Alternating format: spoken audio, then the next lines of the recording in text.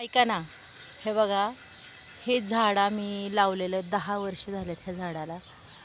10 वर्ष होऊन त्याला गेल्या वर्षीपासून फळं यायला लागल्यात. आणि प गे गेल्या वर्षी फक्त एक फळ आलं होतं. पण यंदा आहे ना चांगली 5-6 फणसं आलेली आहे बघा. मी तुम्हाला दाखवते, कारण की 5-6 आल्यात. हे बघा, त्याला 5-6 फणसं आलेली आहेत. तर तुम्हाला सांगू का, हे हे 10 वर्षातून आलं म्हणजे हे हे आणि हे गावरान झाड आहे.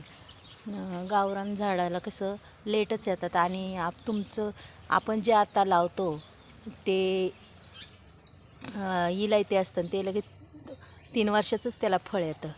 पण हे गावरान आहे ना, एवढं गोड असतं बघा, एवढं गोड असतं.